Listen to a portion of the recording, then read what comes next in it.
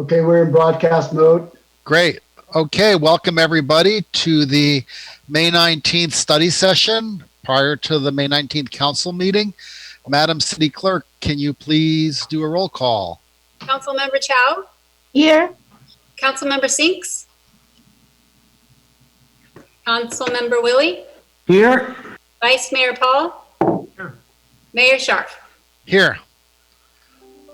Okay, so our only item in this is the study session, and can the staff just take it away?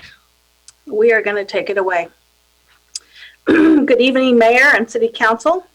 Before we jump into the proposed budget study session, I wanted to thank staff for their work preparing this budget document during a time of significant change and uncertainty, and I think you'll hear that peppered throughout the presentation.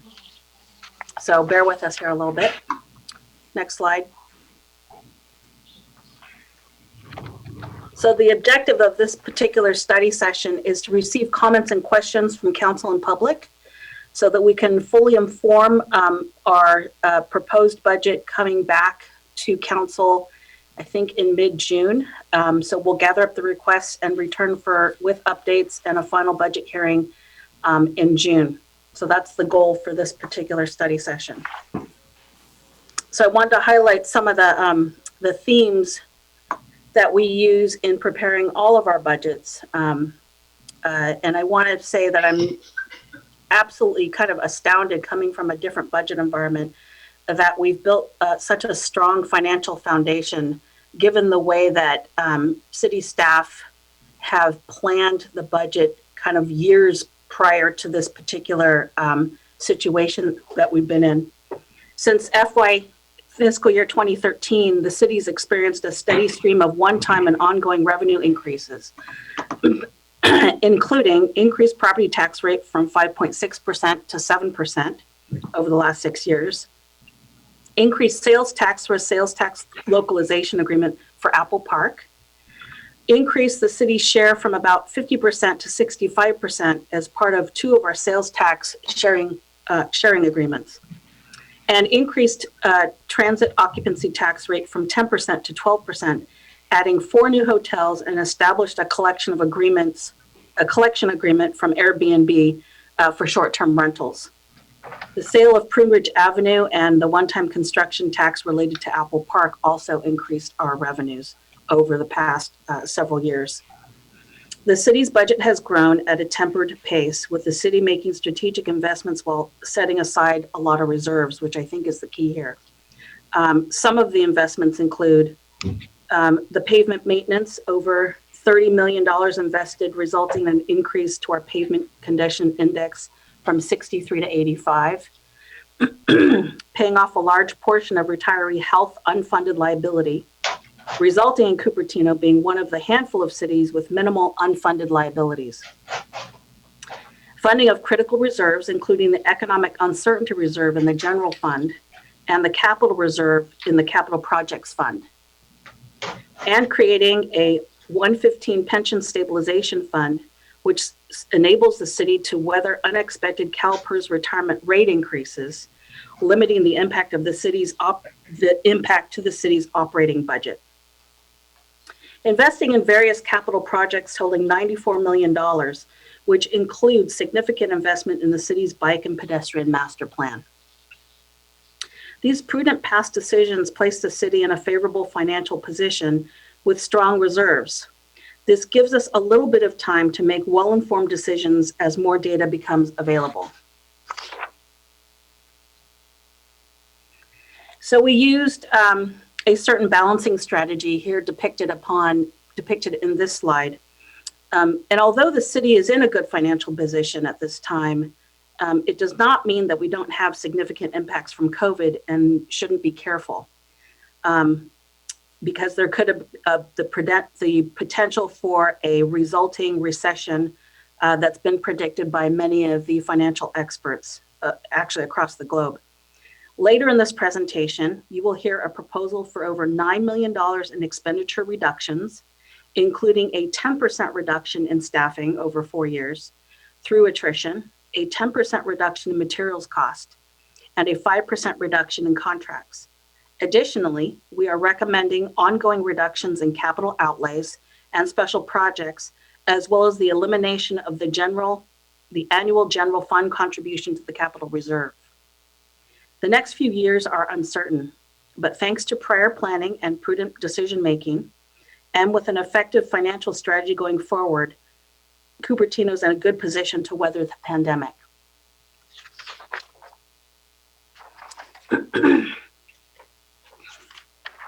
On this next slide, I wanted to kind of illustrate something that is difficult to illustrate because every city is a little bit unique. And it's often difficult to get a true comparison between neighboring cities. The slide before you shows Cupertino's expenditures to the general fund reserves ratio in comparison to some of our neighboring cities as of June 30th, 2019. These categories include committed or earmarked reserves, unassigned or non-earmarked reserves, and dollars set aside for the 115 trust pension. As you can see, Cupertino has a much higher percentage of fund balance in comparison to our general fund expenditures. As mentioned before, this puts the city in a favorable position and illustrates why we're not recommending super drastic cuts in our budget. And I'll just pause here, go back just so people can take in the slide a little bit more. We have really good ratios. So next slide. Yes. Can I ask just a quick question?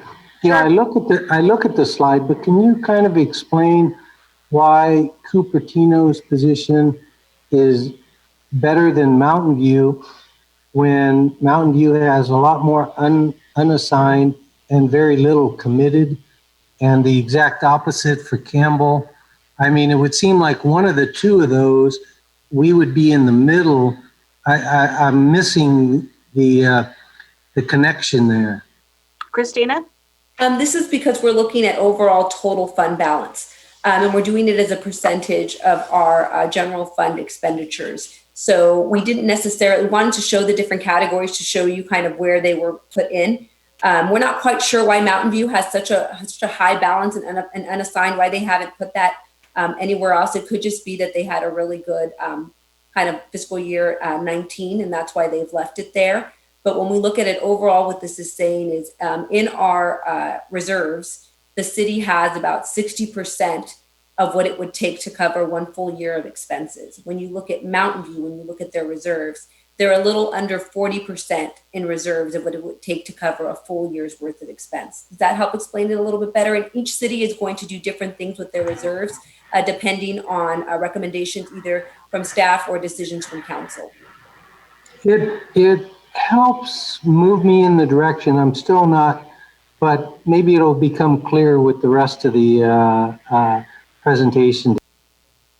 Maybe one more time, John, let me try it this way. So as an example, the way that we sit, we can cover 60% of all of our costs for the next year. If I'm saying that right, Christina. As opposed to, for example, Campbell, who I know took some drastic measures, is just a little above 30%. So their dollars will go less far throughout the year if left to like current state. Does that make sense? I think I get it now, that the 3 bars equal the line above it. Yes. Yes. Yes. And then I can go ahead and understand it from there. Okay. Yeah. Okay. Next. And then this should be a slide that everybody's familiar with. I promised council and everybody that I would keep everybody on track with the process. Our process is on time as far as the budget goes. There's been a lot more activity in between the blue box and the yellowed box at this time. And I just wanted to say before we get too far into the presentation, let me do one more slide first. And here's the budget cycle. And we are at the proposed budget stage. again, council will have another look and some more feedback in the June, July timeframe. The other thing I wanted to say is this is a really unusual budget cycle year. So what you may see in or experience that's not in this cycle is more trips back to council as the situation changes and as staff gets more and more firm information and data. So I'm just preparing everybody that this budget cycle may be a little more iterative than previously experienced.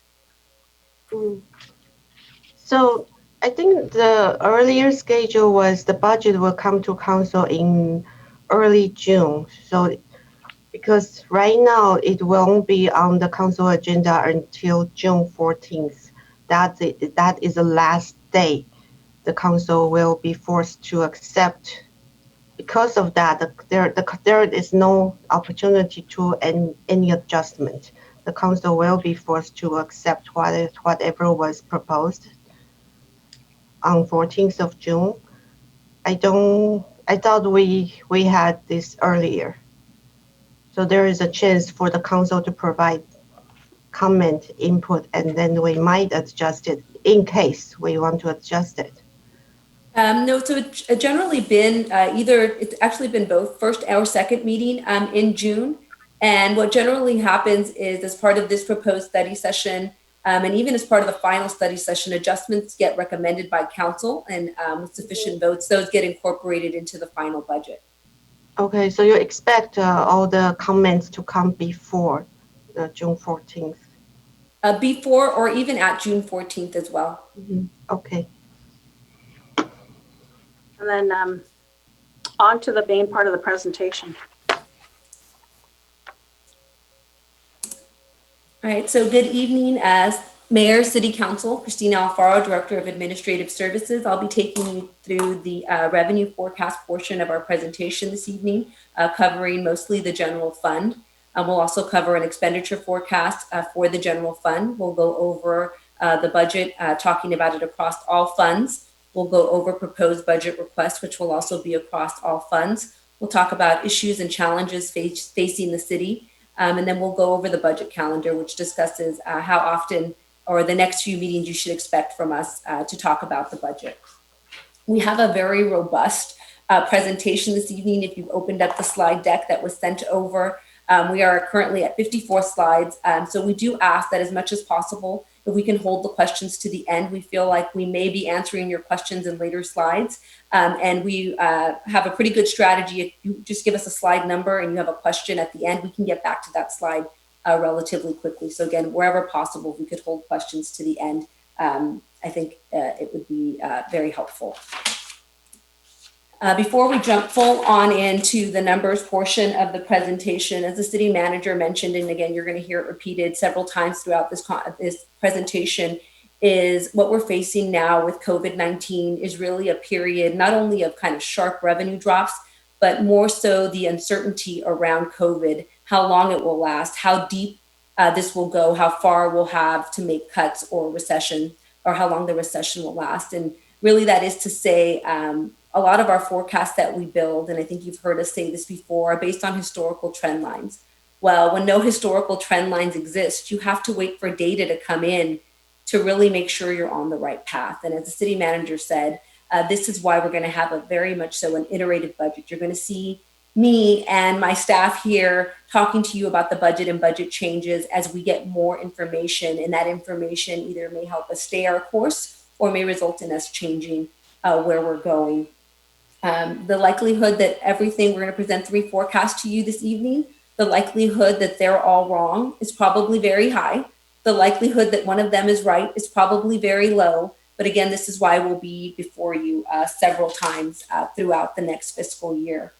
This is a presentation, as most of our presentations, where we are very general fund focused. And we do that because that is where the city council has the most discretion. The way you're going to see this work is we're going to go through the forecast, and we're going to give you an overview of revenues, expenses, and what those 3 forecasts, what impact those forecasts have to our unassigned fund balance. And then we'll go into request for the new budget year and issues and challenges. So with that, as we talk about our numbers being wrong, let's talk about the numbers that are currently wrong in the proposed budget.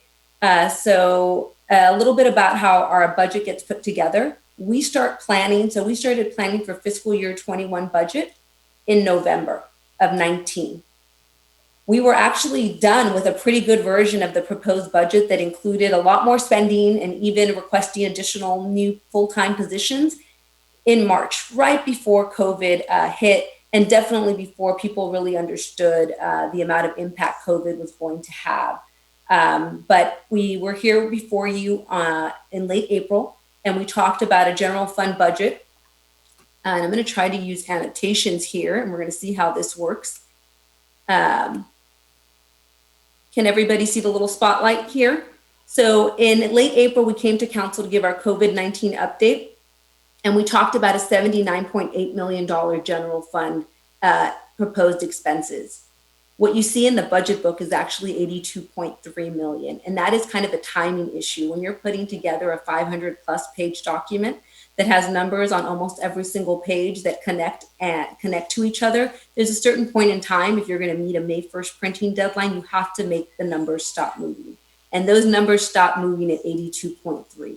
Subsequent to that, we went in and recommended making additional changes, leaving 5 positions vacant for a $0.8 million savings, cutting materials by 10% for $0.7 million, and then reducing contracts by $1 million, resulting in total adjustments of $2.5 million, which brings us to the $79.8 million general fund number that we're going to talk about for the remainder of this presentation. Now, this slide is important because this is going to be a very similar slide that you're going to see in future presentations, where we start where we left you last and incorporate all the different changes we're making to the budget to get you to the new number.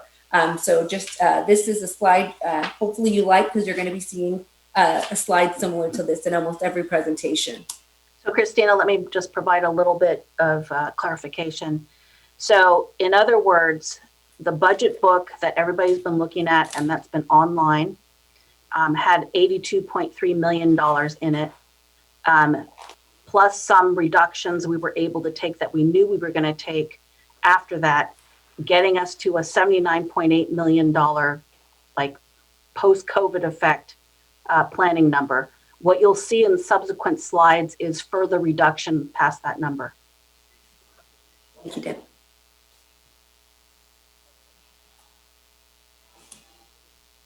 So this table may look familiar. It's one I presented on April 28th. As a reminder, we anticipate ending fiscal year 1920 with $17.5 million in unassigned fund balance. And I wanted to point a clarification. When we talk about unassigned fund balance, this is not the city's rainy day fund. The city's rainy day fund is our $19 million economic uncertainty reserve. This is unearmarked savings. So we haven't set this aside for any specific purpose. And we anticipate we're going to end the current fiscal year, and so begin fiscal year 21 with $17.5 million. Pre-COVID, as I mentioned, we had a proposed budget that we were going to come and recommend to council, and that had revenues at $88.8 million, expenditures at $89.5 million, resulting in a use of $0.7 million in unassigned fund balance, which meant then we anticipated ending the year with $16.8 million in unassigned fund balance in the general fund. Then along comes COVID and causes a significant $9.3 million decrease to our estimated revenues. And if we did nothing to mitigate those reductions, we'd be looking at using $10 million of our unassigned fund balance, which means we would end the year with $7.5 million in unassigned fund balance. And this also assumes that we would be transferring back. So later this evening, as part of the third quarter report, we're going to ask council to transfer back $10 million worth of dollars transferred to the capital reserve back to the capital fund, or back to the general fund. And so when we're looking at the $17.5 million, that assumes council is going to say yes to that transfer in its entirety. If council chooses not to make that transfer or do it at a lesser amount, that's going to change some of these numbers that you're seeing before you.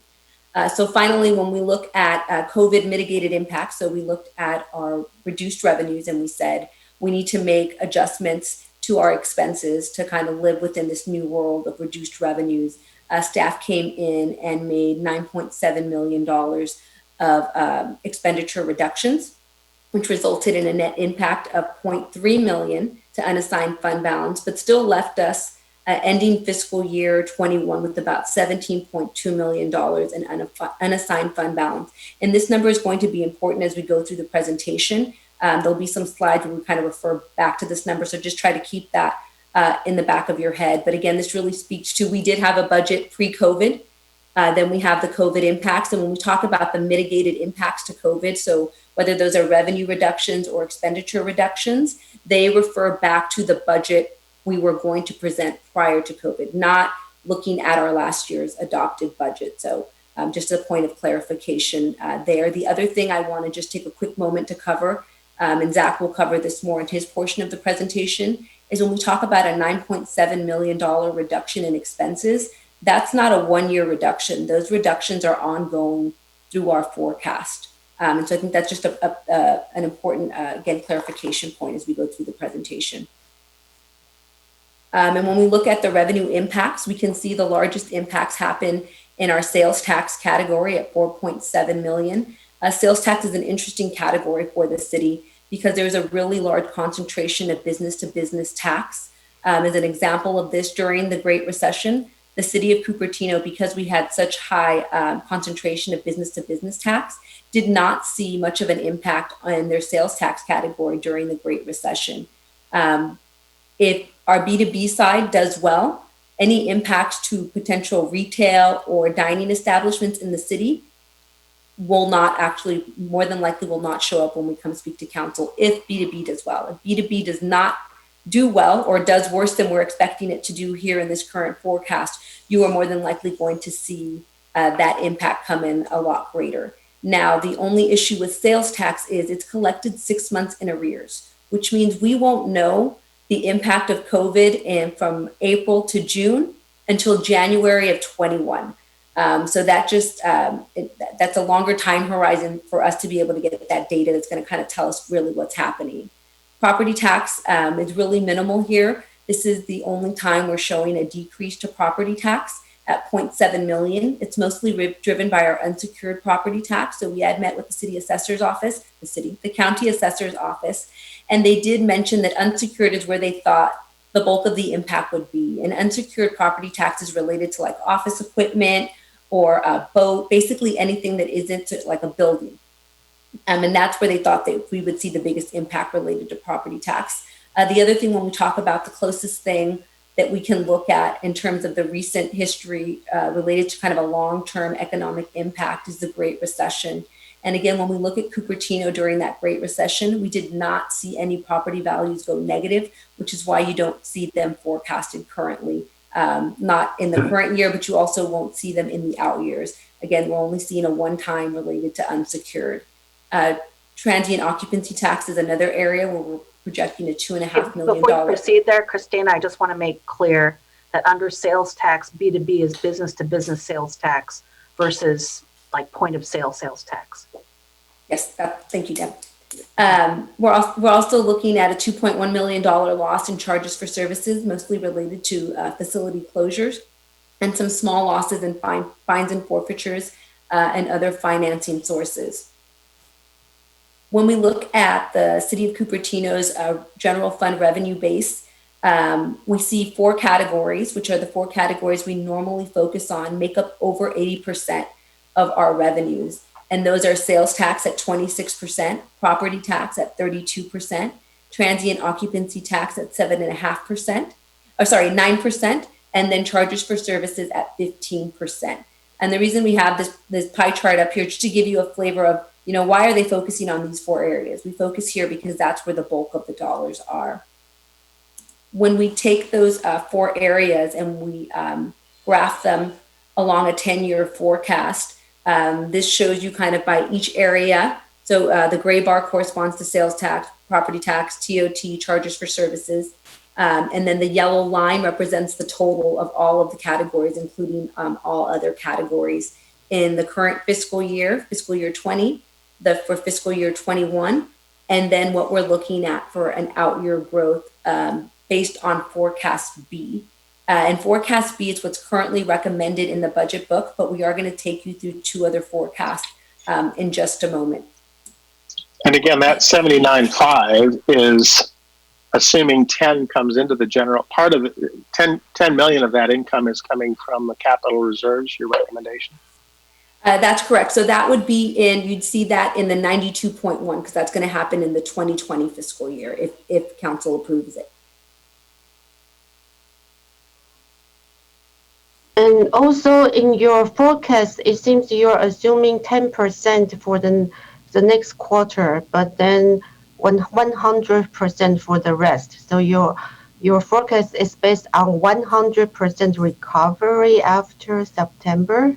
So we'll talk about that in just a second. There'll be a ramp up that occurs and full recovery not happening until next fiscal year. And we're going to show that in one of these. The number you got from the previous slide, the forecast number.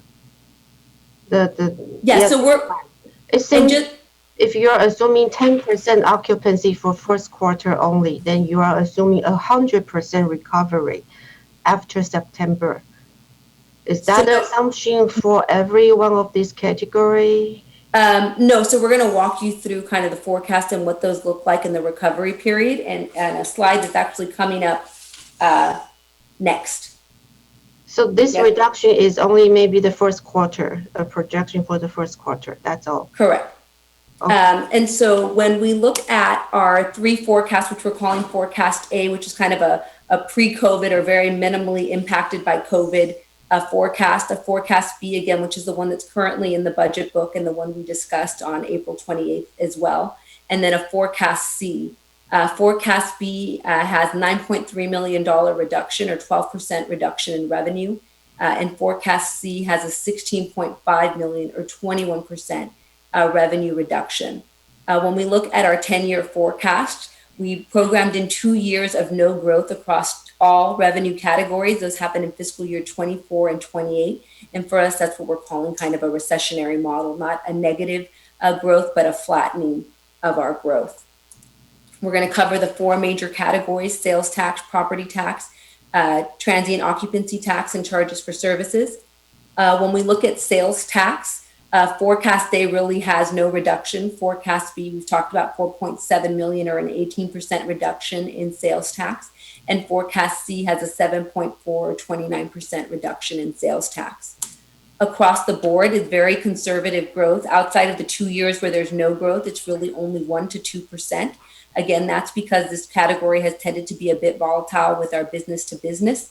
And we want to make sure we're not counting on large growths in this category, given such a large portion of it being made up by B2B or business to business.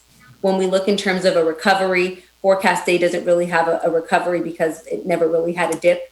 Forecast B assumes full recovery in fiscal year 21-22, and we're going to show you kind of in a chart where you can start to see that build up to that recovery.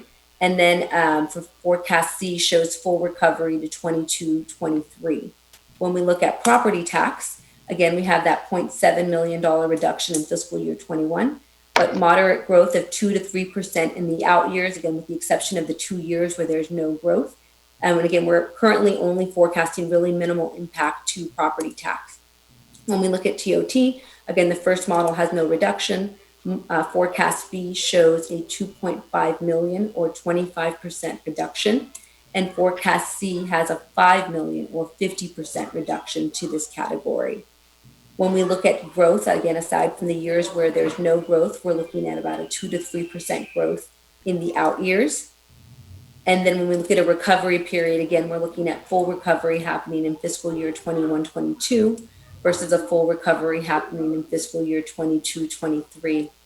When we look at charges for services, this actually number stays stable across the three different forecasts. And this is really because we feel that any losses that may happen in early on while we're in the middle of a recession or in this economic uncertain time, that folks are going to come back and complete those projects or do those items as the economy starts to recover. And that somewhere within our 10-year period, any project someone was thinking about doing will come back into the fold. And so that's why we left that one the same across all categories. When we take these assumptions and we chart them, We're going to come across and you're going to see the gray line is forecast A, blue line is forecast B, and the red line is forecast C. And what we're looking at is really more of a, it's not a U shape, but I call it a deep V or a wider V than you would see when we're looking at the recovery. So if we talk about where we thought we were going to be prior to COVID, right? We were at $88.8 million in revenue. When we look at forecast B, we don't get to that number till fiscal year 23. When we look at forecast C, we don't get to that number until fiscal year 26. And that means it's going to take us a few years to get back to where we thought we were going to be in 21. Moreover, when you look at these numbers cumulatively, so you take forecast B and you compare it with forecast A across the 10-year forecast, that results in losses of about 92 million over the 10 years. When you take forecast C and compare it to forecast A, that is about $131 million cumulatively across all revenue categories. So you can really start to see the impacts that COVID is having, not only one-time short-term revenue drops, but as we see the buildup and recovery and how long it takes us and what revenues we lose across the next 10 years. When we do the same thing and we look at sales tax specifically, give me 1 second when I use the annotation, it takes a little bit to move forward. So when we look at sales tax specifically, again, we're looking at this gray bar, which is our current forecast A. We're looking at the blue bar, which is forecast B. And then we look at the red bar, which is forecast C. You'll see that each forecast, the cuts get deeper, and it also takes us longer to recover. And when I say that, sorry, I'm going to try to go back into annotate here. When we look at forecast B, you can see here on sales tax, we start to recover. We look at that 25.4 number. We actually don't get to 25.4, right, till fiscal year 25 with forecast B. When we look at forecast C, trying to get back to that 25.4 number, oh, hold on, my screen's in the way. We actually don't even get there in the 10-year 10-year forecast, which means it's going to take us longer than our forecast to get back to where we thought we were going to be. What's the percentage of B2B sales tax? I'm sorry? What's the percentage of B2B sales tax? It's over 70% of our sales tax number. And so again, it's kind of a wide V recovery that we're looking at here with slight growth happening in the out years. And then again, we see a flattening happening in fiscal year 24 and in fiscal year 28. When we look at transient occupancy tax, oh, and sorry, before I get to transient occupancy tax, when we look at this cumulatively, I don't believe I've covered this yet, when we compare forecast B to forecast A, we're looking at $15 million cumulative losses in revenue. When we look at forecast C compared to forecast A, we're looking at about $41 million cumulative revenue losses over the 10-year forecast period.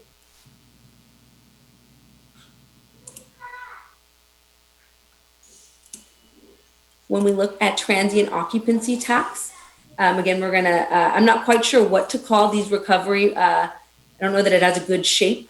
When we look at our TOT and our for our forecast B and forecast C, again, you see the dips that happen a little bit deeper with each iteration, with each forecast, and then the recovery period taking longer, right? So you see us kind of start to build up, and this is kind of what I was talking about, is that there's a build up to get to back to where we think we're going to be. So the recovery happening in 22, and then the recovery happening in 23 when we look at forecast C.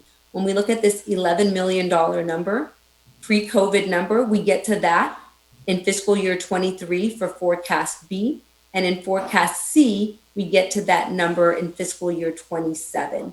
When we look at the impacts, again, comparing pre-COVID numbers to forecast B and forecast C in transient occupancy tax, we see $26 million loss comparing forecast B to forecast A, and about a $39 million loss when we compare forecast C to forecast A.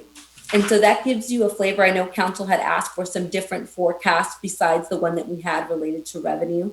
And so we wanted to make sure that we were able to provide those and be able to show kind of not only the 1 year or immediate impacts, but really the longer term impacts that these are going to have to our revenue numbers compared to what they look like pre-COVID. It's So, also important. Christina, did the TOT forecasts include the new hotels that are predicted to open? You read my mind. That was what I was just about to say. It does not include any new hotels opening during the forecast period because those have not been permitted yet. The other thing it doesn't include is if Valco in any form were to be built. Any potential sales tax, TOT or property tax from that is not included in the forecast either. Okay. So with that, that wraps up our revenue forecast portion. I'm going to hand it over to Zach Korach, our finance manager, that's going to take you through the expenditure portion and the impacts to fund balance that these revenue forecasts will have.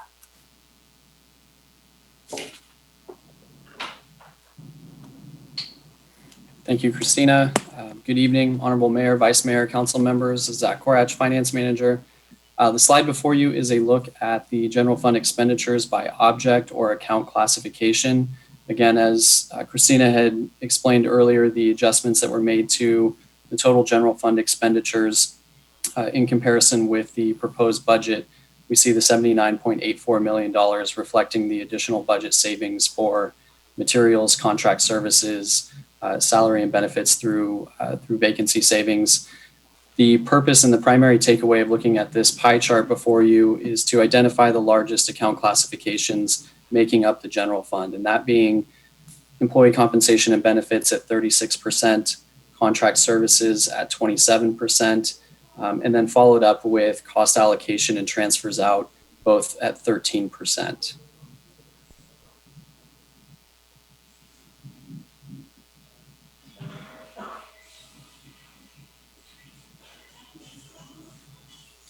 The next slide is a look again still at the general fund expenditures, but this time by department.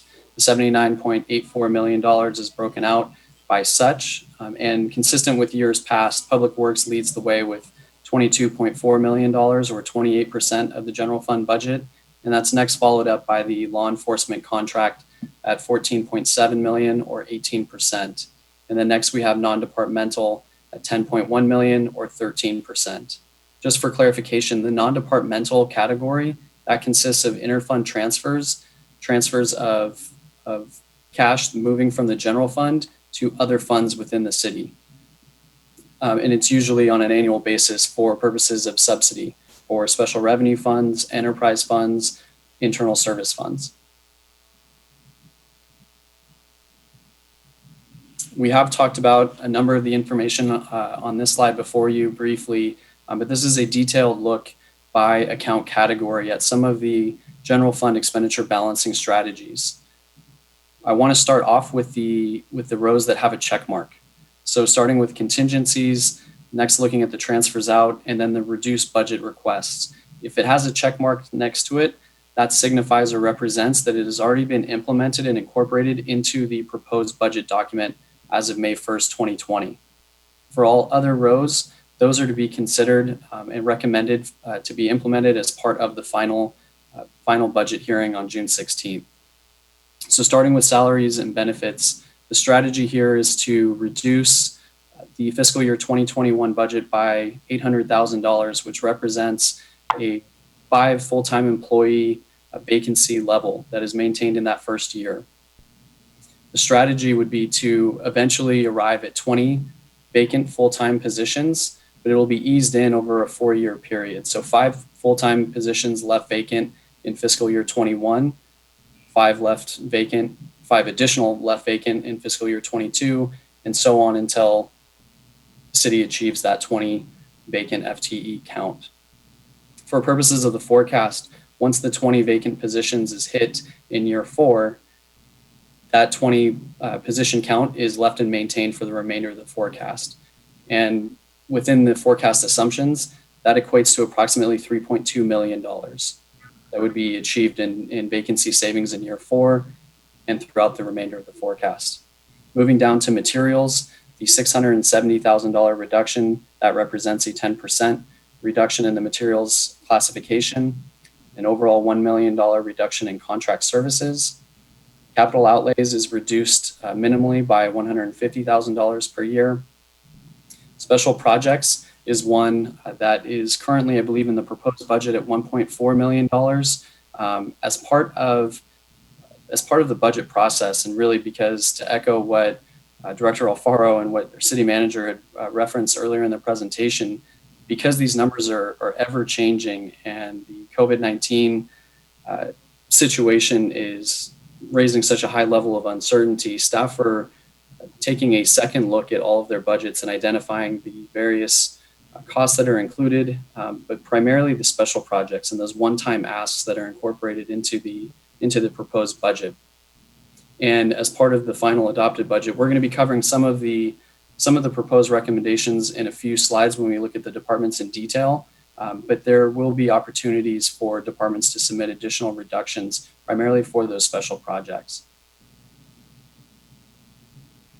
And so in total, at this time, the general fund forecast, the expenditure balancing strategies is proposed to be reduced by $9.7 million in total. Here's a look at the 10-year forecast general fund expenditures. Again, we want to focus on the second column here, the fiscal year 21 proposed budget. And the purpose of this chart is really to understand the significance or the magnitude of each of the account classifications, starting with employee compensation and benefits with the gray and red bars at the bottom, and identifying that they are increasing on an annual basis relatively consistently. Moving up to the contract services line, the orange bar, and comparing between fiscal year 21 and fiscal year 30, understanding the drastic increase that would be experienced over that forecast range.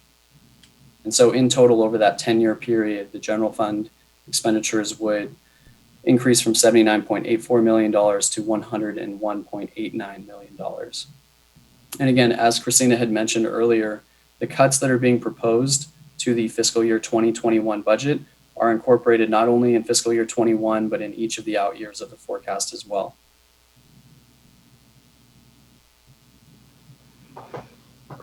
This slide before you is a forecast comparison. So we're looking at forecast A, B, and C, and we're breaking it out on the impacts to fund balance on a monthly basis.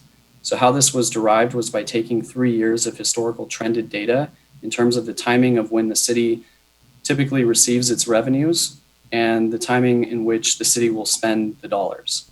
And based on those historical trends, we apply it to the proposed budgets or to the figures that are incorporated in each of the forecast A, B, and C. And so you'll see, starting with the gray bar, in total, which is represented, we wanted to call out because we understand this chart, particularly in the far right, can be, there is potential for some confusion at the end. What we wanted to do is depict the impacts in the aggregate, the cumulative impact over the course of the entire fiscal year of the various forecasts. And so you'll see with forecast A pre-COVID, the net monthly impact for the entire year would have added a positive $1.9 million. Forecast B would have experienced a decline of $2.7 million, and forecast C would have experienced a total decline over the year of $14.6 million. Now, the reason why these figures may not be as familiar as what we've been talking about in the general fund is because this is across all city funds. This doesn't just include the general fund. So we perform a cash flow analysis across the general fund, the special revenue funds, enterprise and internal service funds, and capital projects funds, and we apply the historical trended data across the entire proposed budget citywide.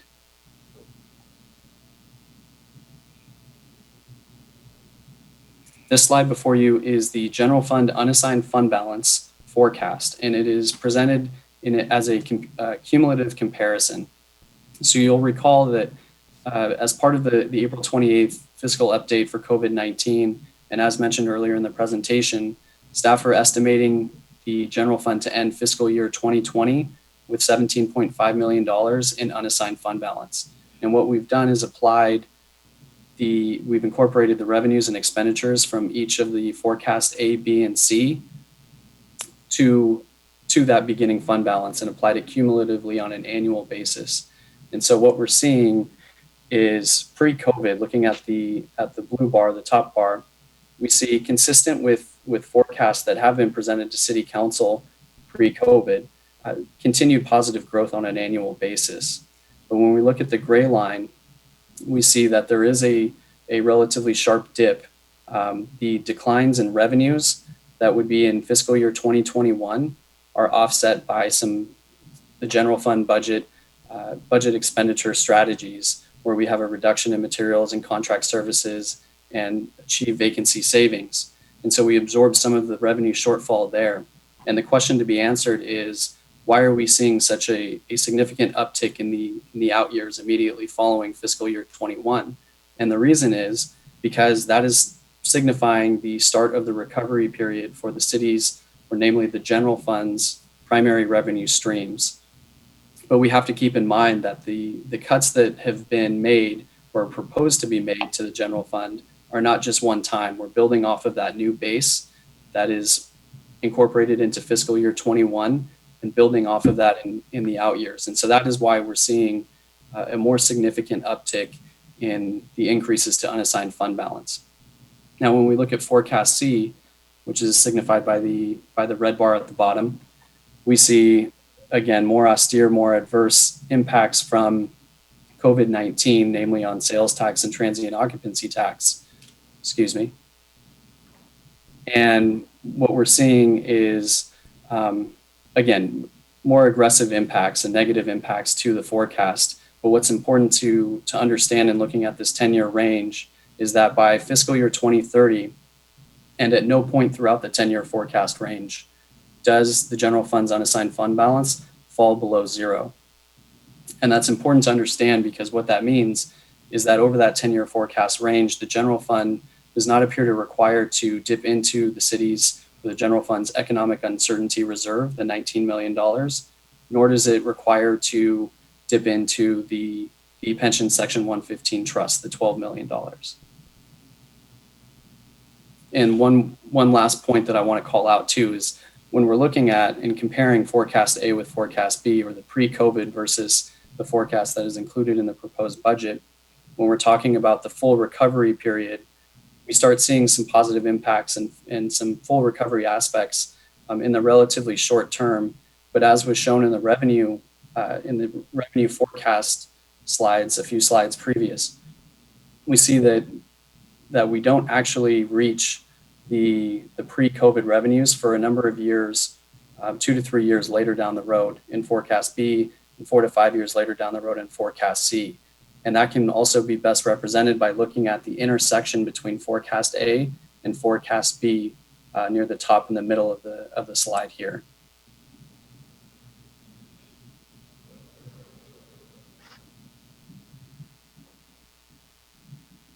So how much longer do we have here? Because I want the council and public to have time for comments. How many more slides? We have a few more slides. I'm going to be jumping into the department requests, and I can hurry through those. Yeah, go, since we all have these documents anyway. Yeah, move quickly. Sure. Okay, so all funds summary and proposed budget requests. So this is a look similar to how it was presented for the general fund, but this time across all funds and by department. The total proposed budget includes $113.8 million. And again, the largest departments are consistent with the general fund: public works, law enforcement, and non-departmental.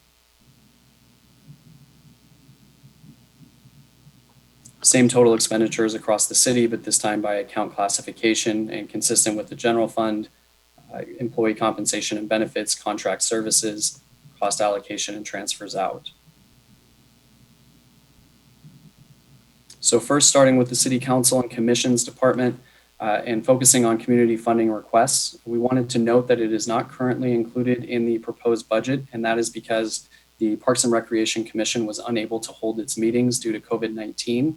They are scheduled to hold their next meeting on June 4th, at which point they will be able to review and consider the 12 applications that have been received. The total amount is $122,000.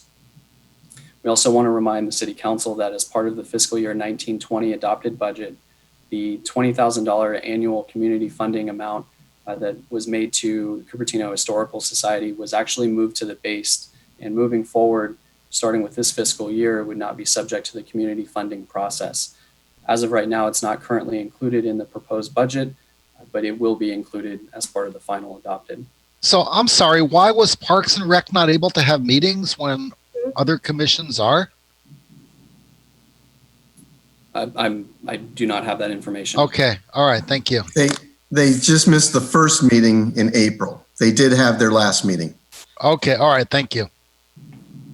Couldn't they be able to meet in May to make the recommendation?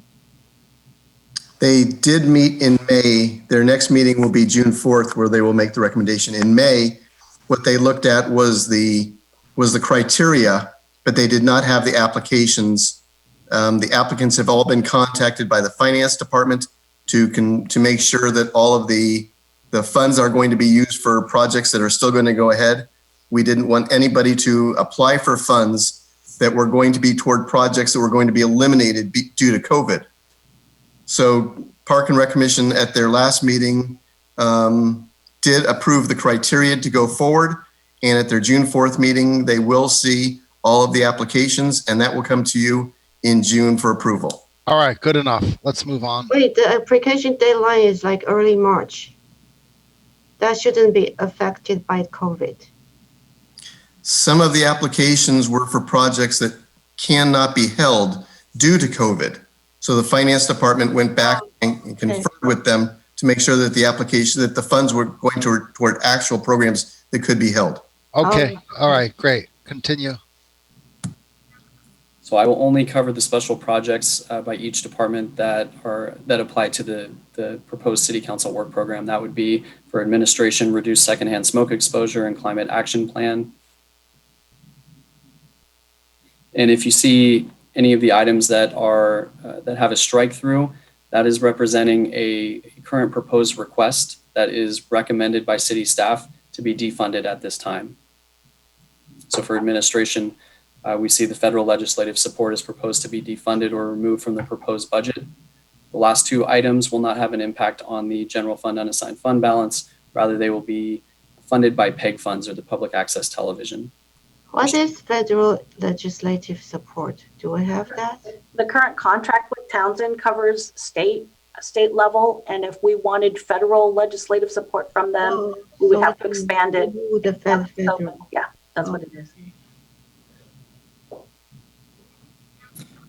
We have a slide covering the changes to the administration budget over recent years.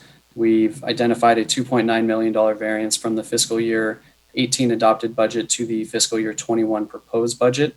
Most significantly, there have been a number of divisions that were transferred to the administration department, or a reorganization of approximately $1.9 million. That included economic development, disaster preparedness, community outreach. Yeah, thank you for clarifying that, because some residents were looking at the bar chart and were very concerned about why all of a sudden it went up that much, and this explains it. Sure. Law enforcement has one proposed request, and that would be an increase to the sheriff's contract itself, $714,000. This represents a 5% increase over the previous fiscal year, which is consistent with the annual contract increase of CPI plus 2%. Special projects for the Innovation and Technology Department include a number of council work program items: adaptive traffic signaling, multimodal traffic count, noise measurement, pollution monitoring, as well as trash collection. Additional proposed requests would be $15,000 for Ride Amigos. We wanted to call attention to this because it was previously a sharing agreement, cost sharing agreement with Palo Alto that has been absorbed, and the city decided to fund it on its own. So that is residing in the Innovation and Technology Department. Administrative Services is requesting an additional $50,000, which doubles the previous fiscal year's request, and that is for a full year's worth of internal audit services. Parks and Recreation is requesting $11,000 for summer camp guide. It should be noted this is not for this coming summer, but the following summer, as well as $1,500 for a golf safe at Blackberry Farm. What is a golf safe? It is a safe to store cash currency. It's an upgrade. Okay. It's Not just that there wasn't safe. one Okay. before, but an upgraded. It's like Blackberry Farm Golf Safe. Okay. All right. Great. I thought it. Okay. And I don't know what Ride Amigos is, but I guess someone can explain later to that. Sure. Anyway. Hi, Mayor Scharf. Andre Devort, Sustainability Manager. That's a program supporting our employee commute program, which obviously is in a bit of flux. Okay. And that's Thank actually you. going to be grant supported. That we received a grant from the county to continue into a phase 2 of that program. So we decided to continue that cost since it wouldn't cost the city Right. anything. Okay. Thank you. The slide before you is a look at the proposed festivals. Again, due to COVID-19, it's uncertain as to whether any, if not all, of these events will be held, but they are appearing in chronological order with the related waived fees and the associated city expenses, consistent with previous fiscal year. Wait, so with this list of festivals, they are receiving waivers, right? This is a waive in fees they pay to the city every year. Do they have to reapply every year, or this is just always ongoing by default? Christina, you can correct me if I'm wrong, but I think they apply each year so we know that they're coming back and that they haven't changed the scope of the event. Is there a public application deadline that other people who are not already getting the benefit knows they can apply? Because I think some of these receive both the community grant fund and the waiver. Yeah, the application process was just recently updated as part of the work program for some of these festivals and how we assist some of these groups. I hope that answers the question. So is there an separate application process for this, like a deadline or a standard of how we decide what to fund or not?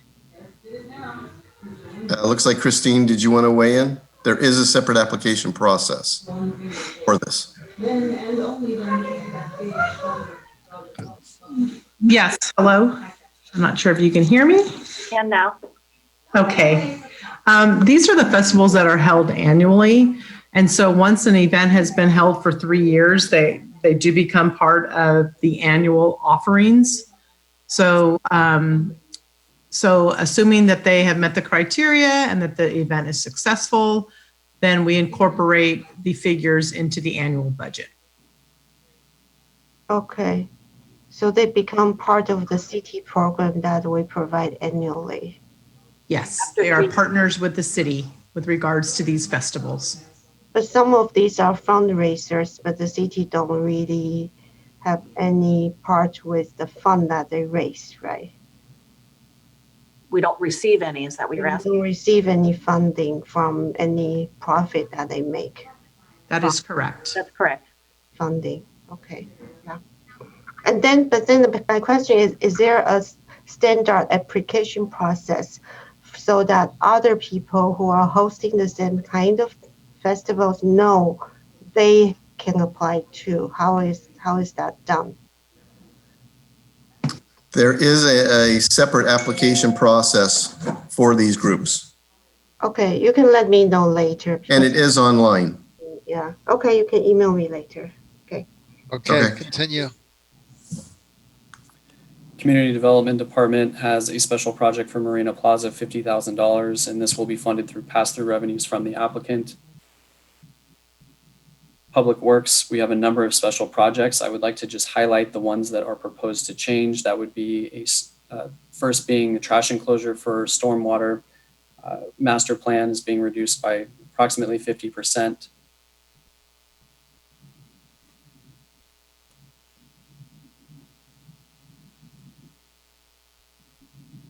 Excuse me.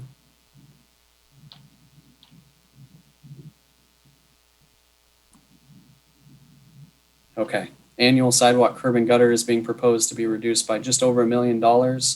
Pavement maintenance will be defunded from the proposed budget and be using current appropriations to be carried over and incurred in fiscal year 2021. Streetlight pole replacements is proposed to be reduced by 10%, and vehicle replacement is proposed to be reduced by approximately $585,000. In total, Public Works is requesting a reduction to their special projects by approximately $3.7 million. So when we talk about these numbers changing drastically and further and deeper cuts on the expenditure side, this is a very good example of that. Additional proposed requests for Public Works include compost site attendant contract, window maintenance, as well as a pool pump replacement. Non-departmental, we've talked about this regarding the interfund transfers and the annual debt service payments, relatively consistent over the previous fiscal year. And now we'll be talking about the issues, challenges, staffing, and then finally the conclusion. A number of these items we've talked about. I won't reiterate what our city manager or director of admin services have already communicated regarding COVID-19 and the uncertainty that surrounds it. But one thing that we will be discussing just as briefly as possible is the retirement costs and the challenges surrounding CalPERS's investment losses or potential for investment losses this fiscal year, and the potential for further discount rate changes from 7%. So with that, I will turn it over to Senior Management Analyst Thomas Leung, and he'll provide a few slides on CalPERS. Good evening, Mayor and City Council. I will first provide a brief update on the city's CalPERS pension plan. Then I will describe steps that the city has taken to prepare for pension cost volatility. Finally, I will talk about the impacts of CalPERS investment returns and discount rate on the city's pension costs. Hi, Thomas, your audio is a little bit blippy, so you just want to make sure you're close to the microphone. Okay, sounds good. I'll just briefly cover this slide, but for fiscal year 2019-20, CalPERS earned an annual investment return of 6.7%. For the current fiscal year, as of March 31st, CalPERS had a return of -4%. Since then, the market has recovered, and the return as of yesterday is positive 1%. Now I will briefly discuss the steps that CalPERS has taken to improve the financial sustainability of the pension system. First, they've reduced their discount rate from 7.5 to 7% over 3 years. The discount rate is the assumed rate of return that they will earn on their investments. Secondly, CalPERS has shortened their amortization period from 30 years to 20 years. Given these changes, CalPERS is in a stronger position today than they were during the 2008 global financial crisis. Now I'll also discuss the city's strategies to proactively fund pension costs. In 2019, the city implemented the Pension Rate Stabilization Program, or a Section 115 trust, and funded it with $12 million. With this trust, the city also uses a lower discount rate than CalPERS, a discount rate of 6.5%. The reason for this is that the city plans to accumulate sufficient funds in the trust to cover the difference between the 6.5 and 7% discount rate. I will come back to this in a few slides.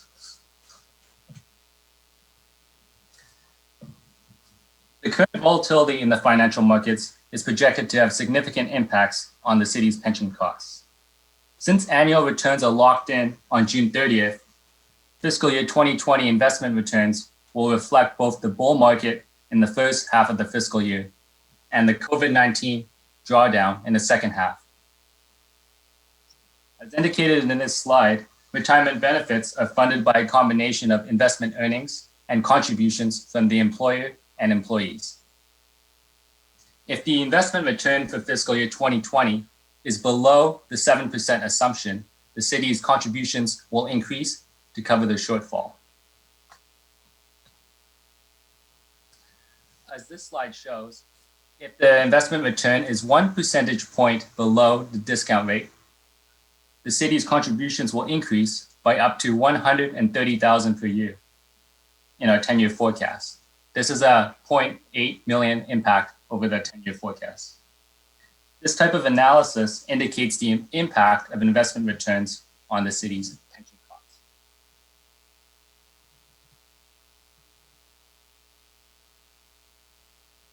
Finally, I'd like to discuss the impacts of CalPERS discount rate changes. CalPERS currently uses a discount rate of 7%. In other words, CalPERS assumes that it will earn 7% on its investments. In contrast, market experts project lower returns in the range of 6.4 to 6.5%. As a result, if CalPERS has to lower the discount rate again, previously it was at 7.5, they've lowered it to 7.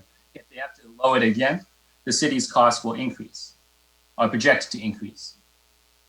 For example, if CalPERS lowers the discount rate by 0.5 percentage points to 6.5%, the city's costs are projected to be 1.2 million higher per year, or over a 10-year forecast, $11 million more.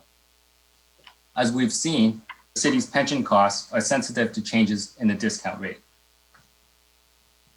Nonetheless, with this $12 million set aside for pension funding, the city is in a strong position to prepare for pension cost volatility. At this time, I'll hand it off to Finance Manager Zach Korach to complete the staffing section.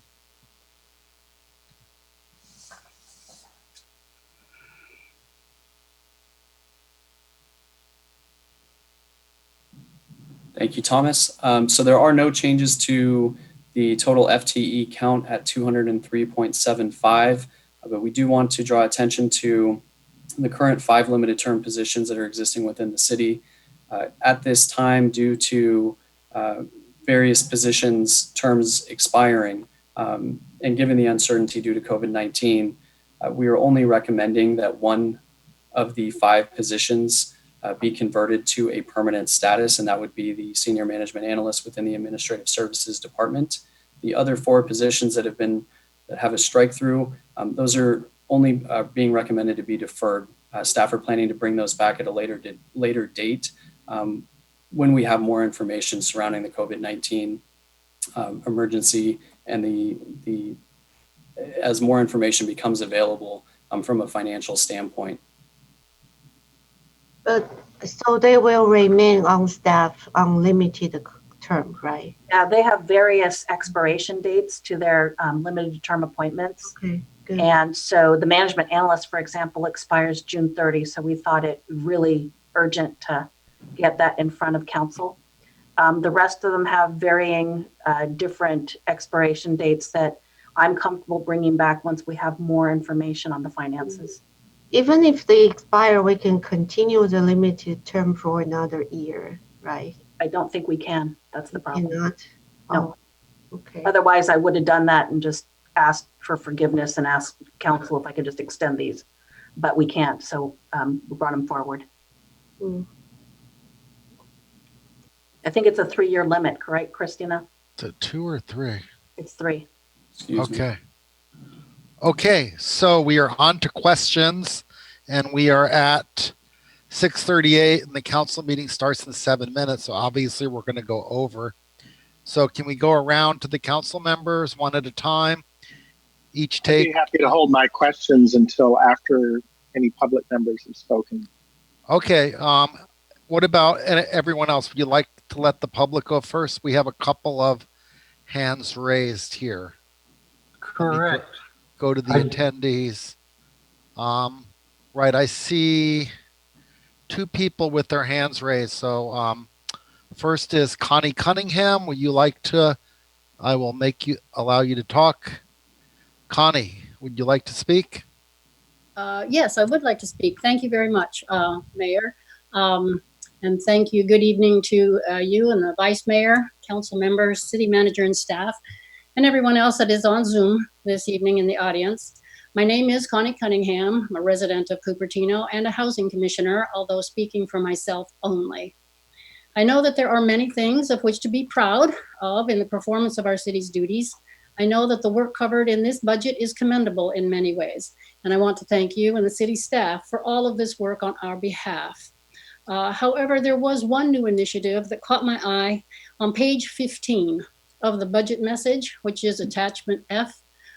I refer to the homeless encampments item at the top of the page.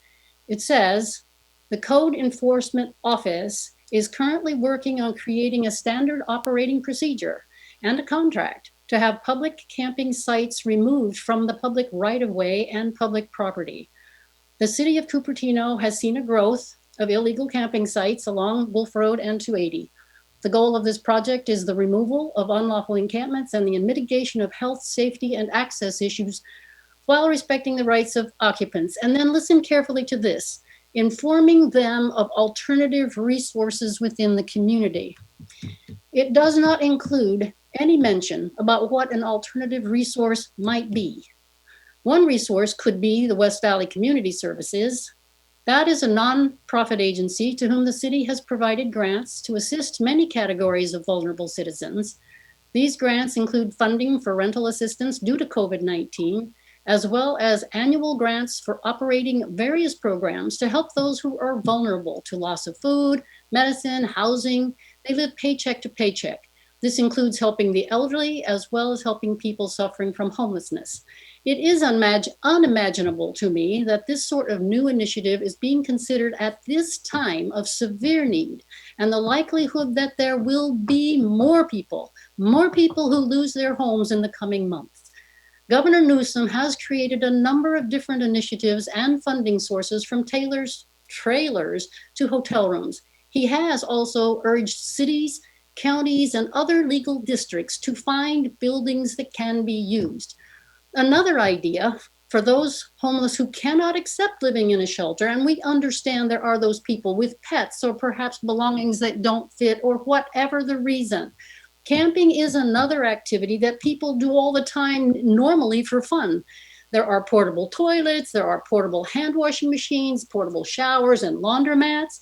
There are ideas that can be taken from that activity that could inform ideas about how to house people safely and healthfully. Forest Service campgrounds would be a good place to start looking for ideas. Another possibility is to research is the type of camps pulled together after natural disasters. We provide assistance today, quarters for laundry, coats, blankets, sleeping bags. We need to add a place to stay. It is essential to the good financial running of our city, as well as for the good health to ensure.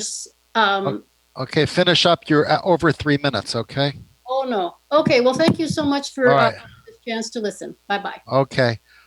So next I have VG. Would you like to speak? Yes. Can you hear me? Yeah. So you have 3 minutes. I'm starting now. Okay. I also have a timer with me. So good evening, Mayor and Council members. Thanks, Christina and Zach, for a great presentation. It was very informative. According to the Federal Reserve Chairman, we are in one of the worst economies in history, and we are going to see an economic data that is very worse in the second quarter. And he says that this downturn could stretch to end of next year. So since we are entering this next fiscal year under the uncertain times, the city should be fiscally conservative this budget year and next. Gone should be the days the council signed $1 million blanket contracts with consulting companies, so it's easier for the city to assign work without coming to the council for each approval. This has to be changed. And I had sent detailed comments yesterday, but I would just highlight a few because many of those comments has already been addressed and taken care of, like city administration and limited term positions. So one thing I would like to focus is on the TOT. TOT is projected to decrease 10%. I think that's what I saw in Christina's presentation. This represents an effective loss of 1 full quarter of revenue for our city. But according to the city's proposed budget document, TOT revenues are highly correlated with B2B revenue, as TOT revenues in Cupertino are primarily driven by business travel. So what are the assumptions here, right? For just 1 quarter decline, international travel is not happening, and majority of the flights are grounded for a long time. And many high-tech companies in the Bay Area have asked their employees to work from home until the end of the year. So how does the city assume the hotel occupancy will go back to normal? Like, just to throw some data, I read that according to the American Hotel and Lodging Association, individual hotels and major operators are projecting occupancies below 20%. And occupancy rate of 35% or lower, hotels have to close, and there's no new construction in our city. So, and I would also like to know if Council Member Singh's request in one of the prior meetings to the staff to project monthly decline in TOT allocation be presented to the public as well. I think the city should look into the forecast C for TOT, which is 50% reduction. Another quick thing is the library services. I see that it has gone down the allocation has gone down by $480,000. And this is due to the change in allocation methodology. I see this term, change in allocation methodology, very often in budget. It's very confusing for the public to make a interpretation of what has changed. So a brief explanation would be really good in the budget document. I think I'm almost close to time. But my final request is the mayor should allow the council members to ask relevant questions so the council can recommend a fiscally conservative budget. Just the staff presentation took more than 60 minutes and they had excellent slides to share with the public and the council. In the past years, the study session started at 3:30. I think they should come back as another study session if you cannot finish it today. Thank you. Okay, thank you. Next, we have Neil McClintock. Welcome, Neil. Hi, can you hear me? Yes. Great. So I wanted to speak on the item concerning the homeless encampment across from Balco by 280.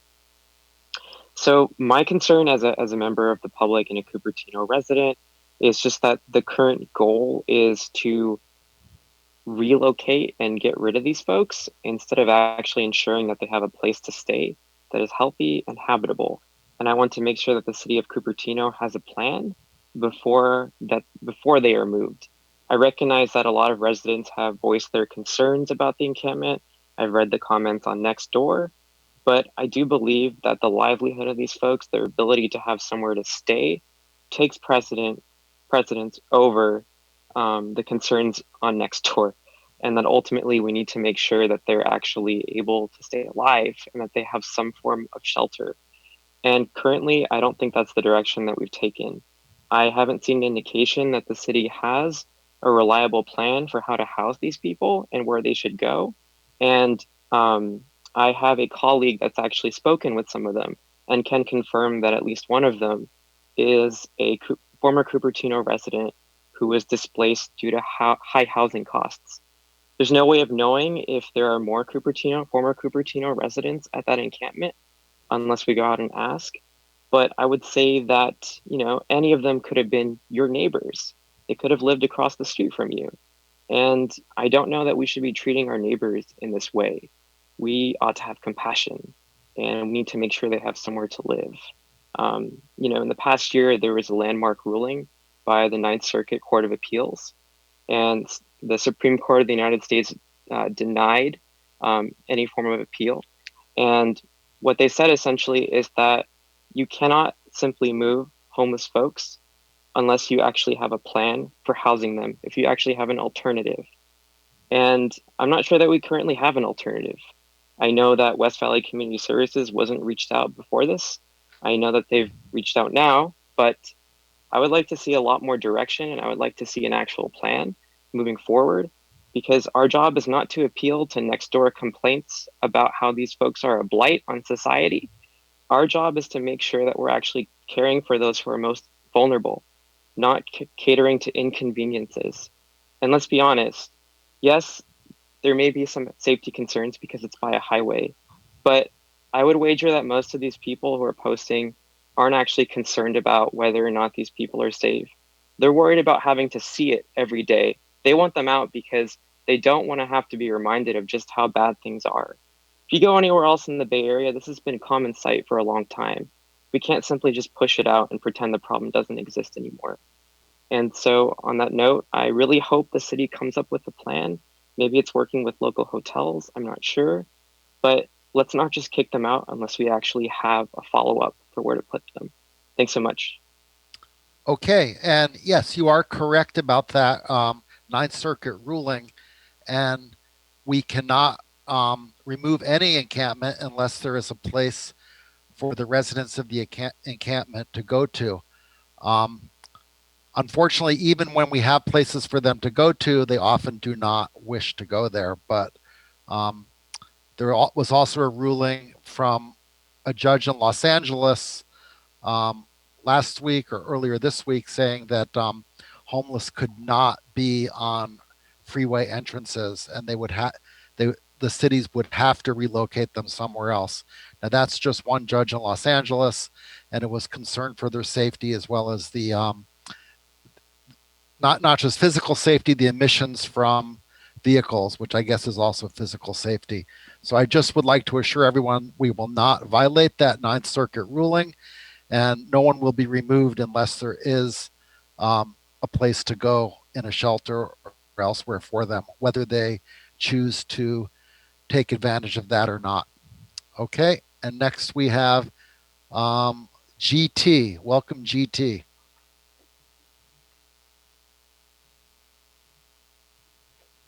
Yeah, this is GT. So I just wanted to bring up some very important points today. One is that we need a little longer study session before June, if possible, so that we can cover some of the public inputs. Second one is regarding property tax. Is it possible to figure out the pie which is shown for Cupertino City? There's about 7% that we get from the property tax. Can we compare it against other cities and probably other in the county and across other counties to figure out how come we have that limitation? Because that's a very stable funds that the city gets. The reason I bring it up is because there is a lot of so to say uncertainty in the CalPERS investment returns, and that's going to impact the city's contribution towards the retirement benefits.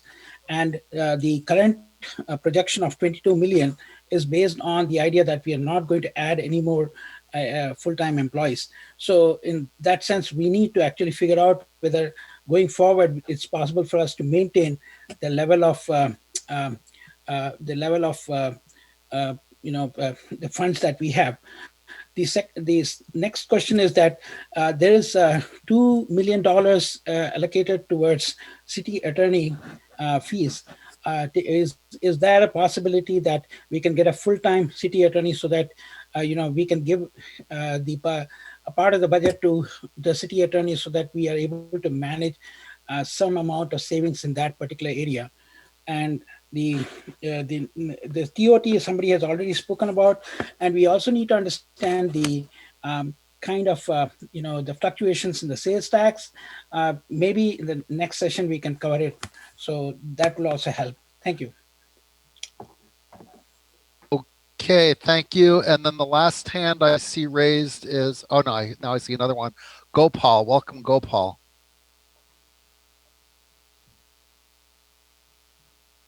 Great. Hello, Mayor. Yeah. Can you hear me? Yes. Great. Yes, go. And I'm speaking for myself.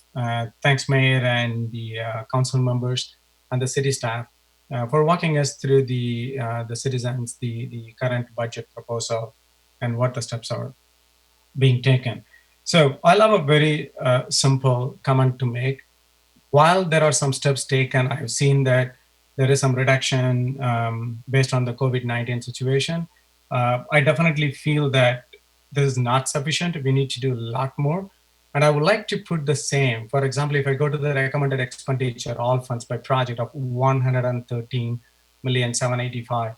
So if I look at that one, this has to be looked at as a different filter now. Given the COVID-19 situation, like any other corporates, which we typically do, this has to be now looked at the COVID-19 lens on top of it, where we have to segregate this into essential and non-essential.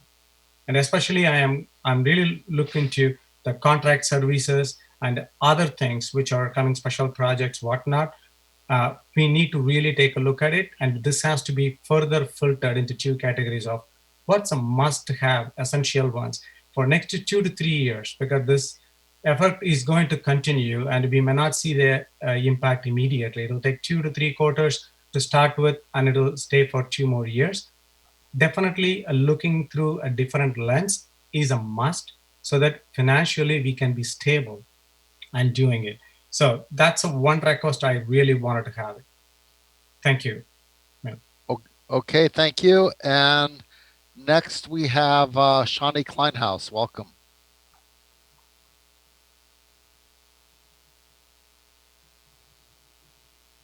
Shawnee, let me unmute you. Okay, yeah, welcome. Thank you. Good evening, Mayor Sharf and Council. I'm sorry I joined a little late, so I was not able to follow the entire conversation. I speak for the Audubon Society, and I see on the budget on the parks that park planning and restoration has no budget. And I'm not sure, you may have discussed what this means, but I'm a little worried that this could really affect some of the restoration projects that we've been doing so well along McClellan Ranch. And I really think that they're really important to the community, that nature is important there, and I hope those are not affected. Thank you. Okay, thank you. I don't see any more let me scroll all the way down here. There's no more hands raised, so we can bring it back to council. Who would like to go first? How about John?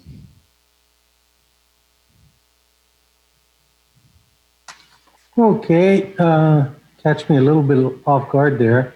So thank you for the presentation. I think it does a pretty good job of covering all the bases for us. My first comment would be that this next few months, this next half a year, the next year, I think is really anybody's guess. So I do think we need to have a update on the budget quarterly, not nearly as extensive as it is today, but quarterly, so that we can decide if more adjustments need to be made or things are adequately covered, as opposed to we're really not getting involved until next year at this time. I agree with what one resident said, that tonight's amount of time is really not enough. I mean, there was a lot of material to cover, but I do think we need a little bit more time for both the residents, but also for us to talk about some of the areas that should be, or at least possibly would be covered for additional reductions if they're needed. And so, you know, here we are in an uncharted area, and we don't know if it's going to get worse or not. And if we had a little time to talk about where we would go for some additional reductions, we heard A, B, C, but not the details of really what's behind those. We know that the different departments and what their outlays are, we saw that pie chart, but then what would be those? We did hear employee headcount reduction, reduction of 5 per year for the next 4 years. But beyond that, if we really do see a dramatic drop in our revenue, and we still have to provide the services to the community, then what I would consider to be really important, and I realize it takes time, in order to really understand how well we're doing, I'd like to see more comparisons on some of the items with our surrounding communities. Now, true, they have different size populations, but I think we can normalize all those values and come back and say, gee, our admin is on par with that, our public works is on par, or we're doing more. Our pavement index is, you know, significantly higher than San Jose. So knowing some of these details would, I think, help us to understand how we might navigate over this next year to 2 year if we do see the economy continue to go down, as opposed to not having some foresight in that regard. So those are mine. Thanks for the presentation. Thanks for covering everything. Hopefully we could get just much simpler update quarterly. If the verbiage is things are right where we thought they were, then that doesn't need much. If it's things are worse, let us help to decide where the cuts should be so that the community sees the best services and our things. So thank you. Okay, thank you, John. Rod. Thank you, Mayor. I appreciate the opportunity. First, I've served in a number of public agencies, and I have to tell you that our finance staff deserve a lot of praise. Christina, Zach, Thomas, it's good to see you, Thomas. It's been a while. You all are doing terrific work. If I compare to some other agencies, including the Air District, I think you have really set the example in the Bay Area. We've made so much progress in planning over the long term. We have real sophistication in our modeling now. We've put better systems in place, and we're smartly managing our money. And I will include the audit committee in my praise, but I just want to start with this. I think you've really done a terrific job, exemplary. Now, I would like to understand what the implication is to existing staff under the proposed budget. What can you tell me about that? Are we simply going to let attrition take its course, or are we taking other personnel actions? Most of it is through attrition, Rod, if you're talking specifically about the 5 per year and adding up to 20 vacancies in the next 4 years. Because things are a little unsettled, we'll be bringing back anything further that we know as we gather a little more information, in particular before we go through the work program items at the June 2nd. I think that's right, the June 2nd council meeting. And we're still moving through some of the option space with regard to staffing in Parks and Recreation. So we'll have better answers for council as soon as we get through those details. Yeah, I appreciate it. And I've said this before, I think we need to, through this time, support our staff. And I appreciate prior efforts to really, think about how to be flexible with our staff to keep them and their families financially healthy through this crisis. The third point I wanted to make is I witnessed 9 years of our attempts to get transit in and through Cupertino, and it is very hard. I think we've made some progress on the 85 PAB. We may make some progress in the 280 or Stevens Creek corridor. But what I know is it is very hard to sustain these efforts without staffing. So I would support a hard look at retaining a senior transportation person to just focus on getting things collaboratively done with other cities and being that presence that, when council members come and go, we still have a real focus and a professional connection to our flagging transit agency. It's so important. It's very hard to be consistent, I think, without professional staff on this. Number 4, the share of 5%. Can you say more about this? This seems like, compared to other agencies I'm familiar with, where there are negotiations underway to have staff potentially forego COLAs and other things. The sheriff up at 5% at a time when, as we heard recently, they maybe not have enough to do in Cupertino. It strikes me as something that we ought to have some real discussion about. So I don't know if you have any immediate comments, but I'm just putting that out there. 5% increase seems inappropriate to this time. But maybe in the interest of time, you can just take that as input from me.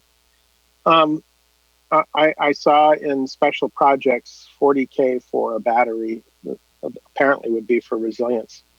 I'll be talking about this at the regular council meeting during council reports, but Silicon Valley Clean Energy has now devoted a total of $12 million in funding for a variety of programs. And I spent a lot of time working on getting the amount for municipal resiliency up. That is, in our cities, there is now a substantial pot of money to allow cities with matching funds to apply for resiliency grants. Now, Andre knows about this. I copied Deb, and I copied Roger.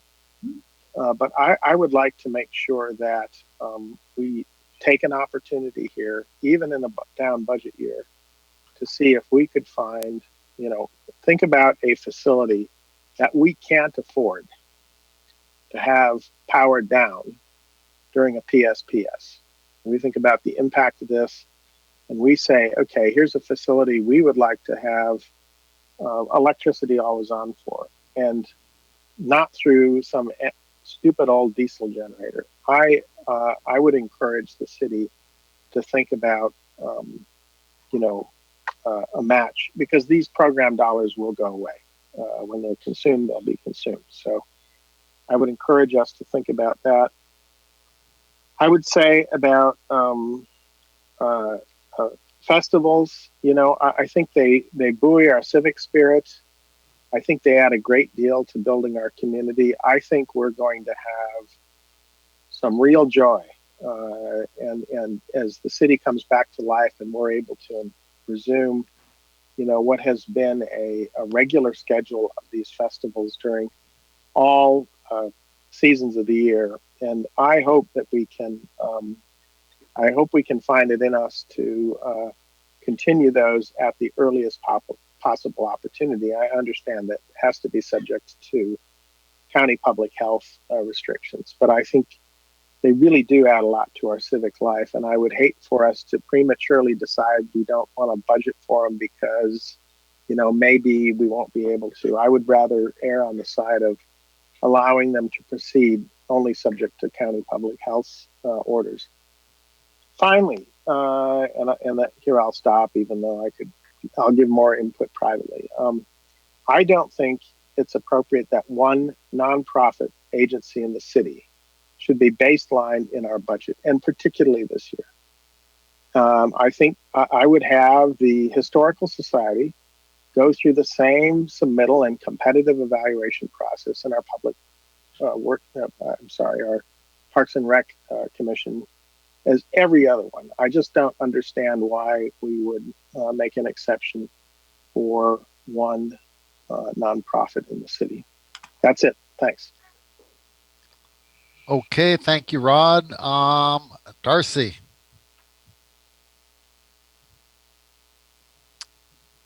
Yeah, Darcy. thanks. I just have one question, clarifying question to slide 24. If Zach, perhaps you or Christina, whoever was sharing their screen for the presentation for slide 24, please.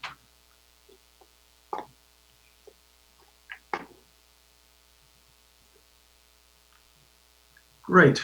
Okay, so if I'm understanding this correctly, under forecast C, earlier in the presentation, Christina was indicating that we are projecting across the 10 years, approximately a $150 million revenue shortfall consolidated. So my question is, if you look at the general fund unassigned fund balance over the years, I would think that it would be a cumulative effect based upon what we are missing from our ongoing revenue.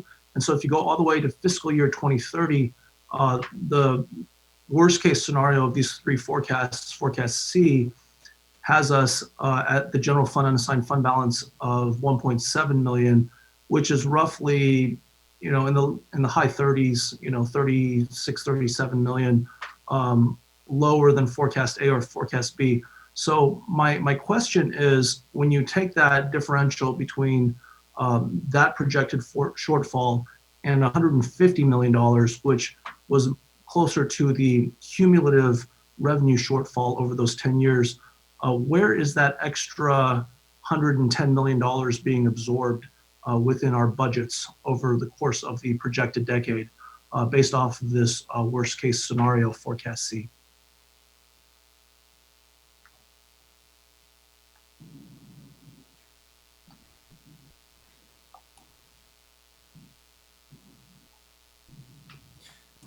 That is a good question, Vice Mayor Paul. I'm going to have to go back and take a look at the details because I do see the $37 million differential over the forecast period and the discrepancy between the sales tax comparison. So I will look at the forecast details and provide an answer shortly.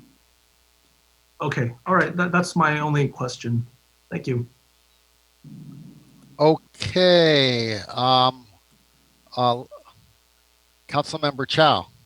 Hello. Hi.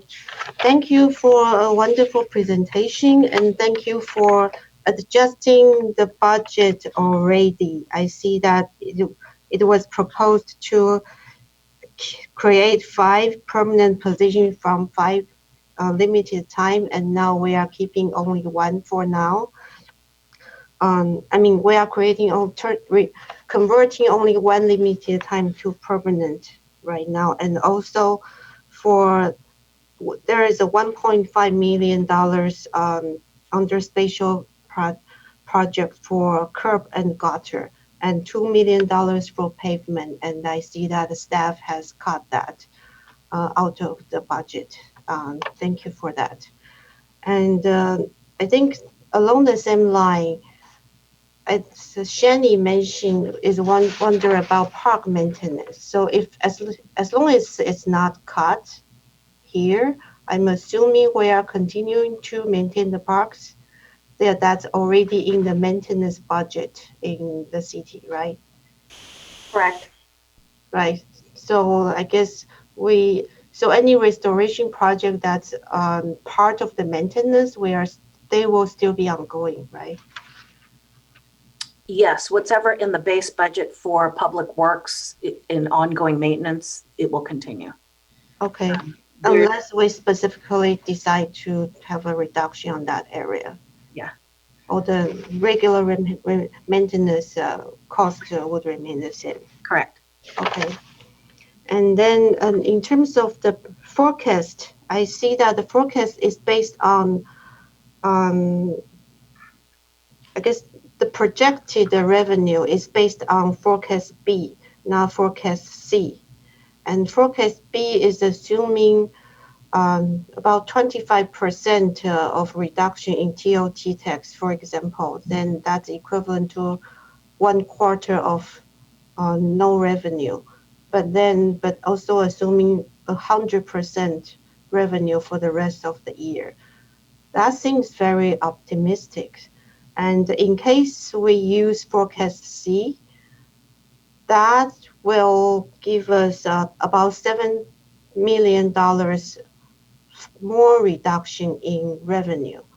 So do we have a budget? Are we budgeting in preparation for forecast C also? Or will we come back in 3 months to consider that? Well, council can do it one of 2 ways. If you consider that our revenue projections are, I'll put it the opposite way, maybe not conservative enough or are too optimistic, council could indicate that option C is their preference. It's more austere, and we would have a plan coming back as to further reductions in that area. I would say that with regard to the transit occupancy tax in particular, one of the things that we know is not very predictable either way, whether we're going to get more or less. One of the surprises we recently got is we had our TOT for the last quarter given to us, gosh, just last week, Christina, and it was enough to cover what we had forecasted through the end of this fiscal year. Mm-hmm. So it's really strange. So, so while I want to tell you that, yes, in fact, the the forecast B is not as conservative as forecast C. I believe it is appropriately conservative, but certainly we would take direction from council on that. Okay. But then the past fiscal year from March, we do already have a loss of revenue of about $10 million, right? It was like 11, it was like 9 point something, and then we cut 11 point something so that we could affect 2021 as well. And that's covered just by using our reserve. We are not making any expenditure reduction for that. We cut the general fund amounts. We didn't touch any reserves, if that's where your question is. Okay. I'm going to share my screen. Here is a budget over actual budget over from 2016 to 2019 and the proposed one. If you look at the expenditures, 2016 expenditure is $42 million, and then it's 65, and then 55, and 58, and now we are looking at 70. So that's from 42 million to 70 million. And then our projected budget is still more than the actual of 19. So I'm just wondering, why are we seeing such huge increase in expenditure? And if you look at the actuals for revenue, it remained about the same. 77, okay, 95, it goes up, and 88, 88, 87, and then now it's 79. So revenue is down to the 2016 level. Maybe there are some things I don't understand, because we were making in 2017, we were making $77 million revenue, but only expenditure 42. I'm guessing the 30 millions went to reserve or other special projects. So why are we seeing such huge increase in expenditure? So I want to try to kind of explain this chart. The way this chart was built is when you look at the blue bar, the gray bar, and the red bar, those are different expenditure categories. So you'd have to look at them in the aggregate to get our full expenditures. The other thing is you're comparing actuals to budget. And so generally the city has not spent the budget that was allocated to it. There's generally significant savings in salary and benefits because of vacancies.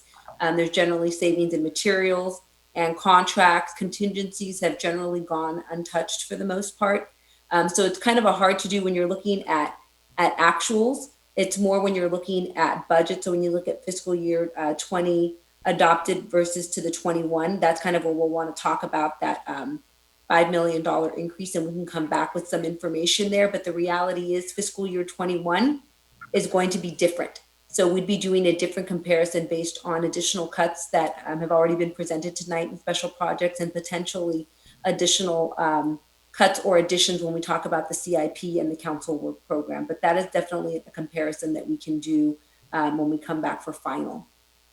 Wait, so, okay, if we compare only proposed fiscal year 20 and the fiscal year 21, then we are seeing a 5 million increase in expenditure for the proposed for next year, right? So there is no reduction, so I'm confused. Why are we talking about reduction when I don't see a reduction here? So at the beginning of the presentation, I did mention, this is just a point of a clarification. We had a proposed budget that we were going to propose for fiscal year 21 pre-COVID. Okay. That was the budget we were working off of. So we cut that budget. The cut was made from the pre-COVID budget. Correct. And that budget is actually, in fact, higher than the adopted prior year budget, fiscal year 2020, which is the one we are now. So we are cutting $10 million from a pre-COVID dollar, but then after that $10 million cut, we are still $5 million more than the last year's adopted budget. Why is that? So it's going that to be means we are not really cutting. We are just cutting from the phantom that we estimated, but for the adopted budget from this year versus next year, we are increasing the expenditure by 5 million. I think there's lots of variations in that, Councilmember Chow. For example, there's variations in the work program items that council will consider June 2nd council meeting. And there's also variations, for example, in some of the other projects. Let's see, if you take a look at one-time special with the general fund. You can get back to me after this. This is something I want to understand. And then the actuals, even if I don't know how much actual usually is different from adopted, we do see the actual keep increasing. And then it still increased a lot for next year. So I would like to understand why. And here is another screen I'd like to share. I guess I need to stop this.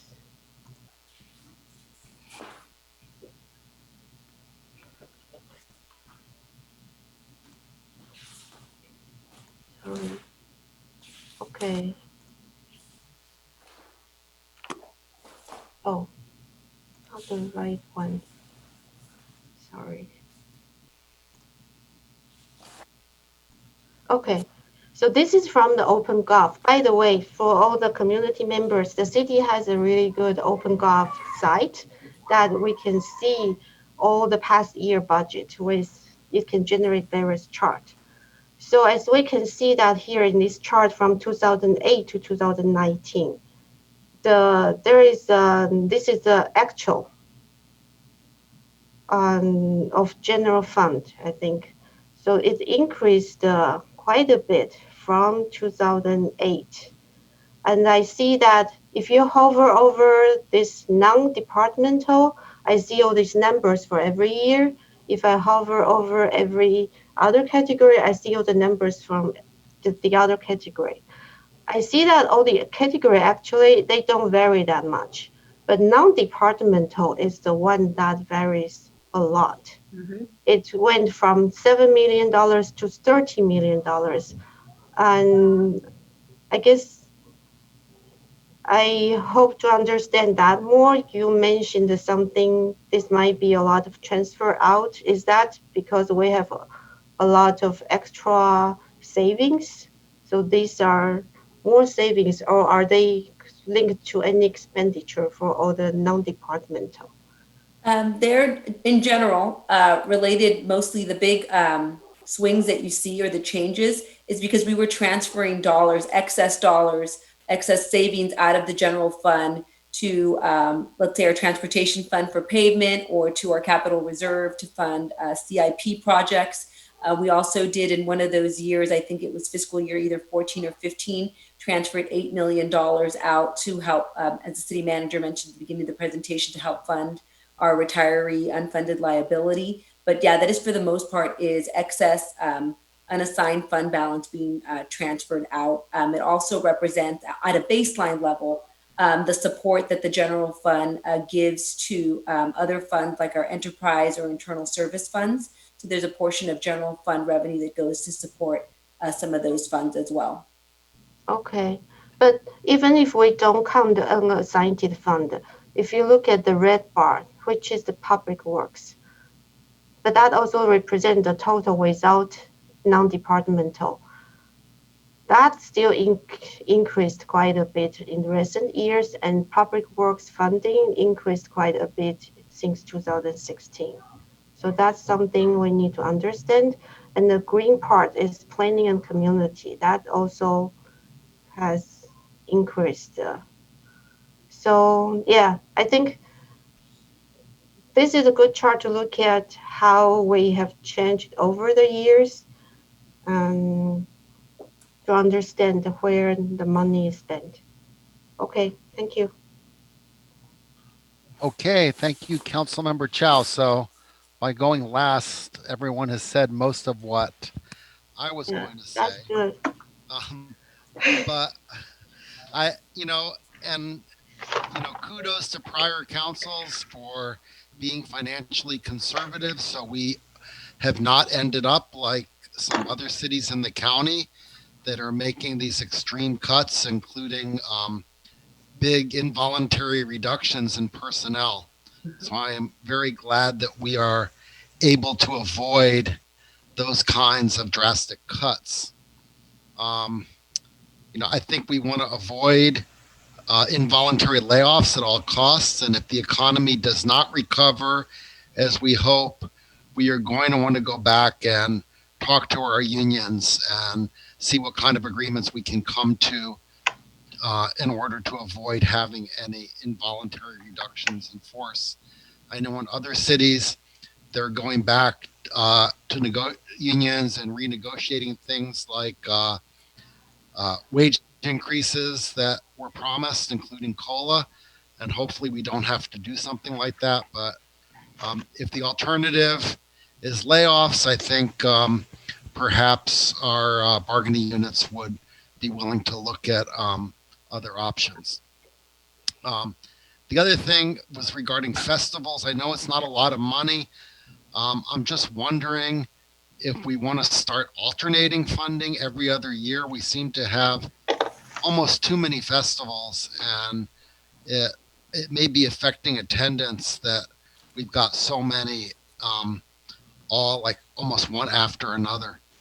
It's not a lot of money, but it might actually be better if we could do something like alternating festivals. And if the organizations want to have it every year, then they'd have to come up with some of that money that we're now subsidizing. Yeah, and that's all I have. If there's nothing else, I think we can adjourn the study session, and it's 7:30. We've gone about 40 minutes over. It's 7:26.